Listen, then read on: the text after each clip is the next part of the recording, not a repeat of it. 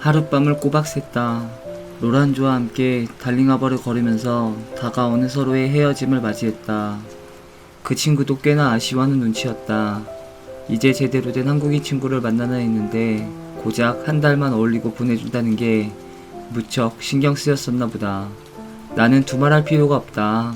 최고의 영어 선생님을 잃은 것이나 다름없었고 이만큼 축이 잘 맞는 친구를 다시 볼 수 있을까 하는 걱정이 들었다. 전화로라도 서로의 안부를 묻자는 약속을 했다. 좋은 일이 있으면 축하를 해주고 나는 세컨 비자를 따고 꼭 시드니에 다시 오겠다는 말을 남겼다.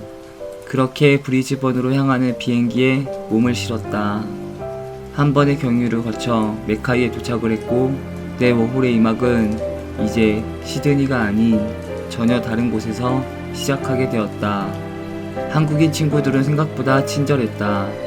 메카이에서 한국 사람이라고는 여기밖에 없다는 생각에서인지 서로가 서로를 의지하는 모습이 눈에 띄었다. 매니저라고 하는 친구는 둘이었고 공동으로 쉐어하우스를 관리한다고 했다. 집에는 총 7명이 살고 있었다. 기존에 일하는 친구 3명과 나를 포함해 앞으로 일하게 될 친구 4명, 그리고 그 다음날 1명이 더 올 예정이라고 했다. 우리는 단출한 파티를 하기로 했다.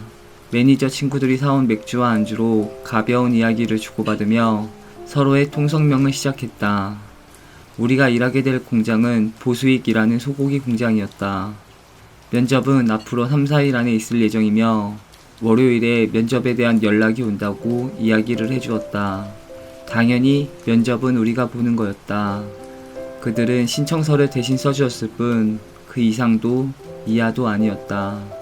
새로운 친구들은 다른 지역에서 이미 일을 하고 와서인지 영어에 대한 부담감이 그렇게 커 보이지 않았다. 물론 나 역시 마찬가지였다. 4개월 동안 영어를 쓰면서 살아왔기 때문에 말은 좀 버벅대도 내 의견을 어느 정도 피력하는 건 가능했다. 면접 날짜가 잡히게 되었고 드디어 당일이 되었다. 면접은 1대1로 이루어졌으며 면접의 내용은 특별할 것이 없었다. 사실 뻔한 질문의 연속이다. 비자 문제, 얼마나 일할 것이며 비슷한 일을 해봤냐는 질문은 단골이기에 이제는 외우지 않아도 자연스럽게 이야기를 할 수 있었다. 이외에도 몇 가지 추가적인 질문이 더 있었다. 다만 테스트라기보다는 말 그대로 친근감을 전하기 위한 질문 같았다. 메카이를 어떻게 알게 되었는지, 한국에서는 무엇을 했는지, 워킹홀리데이를 어떻게 하게 되었는지의 질문은 떨어뜨릴 목적보다는 인사 담당자의 순수한 호기심처럼 느껴졌다. 당연하게도 면접은 합격이었고 이제 실질적인 대기만 남게 되었다.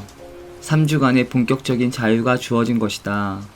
나는 비로소 한숨 돌릴 수 있었다. 사실 아무리 한국인 친구들이 면접이 쉽다고 이야기를 한들 불안감이 없지는 않았다. 2번의 비행기를 거쳐왔고 만에 하나 상황이 틀어지기라도 한다면 나조차 미래를 장담할 수가 없었다.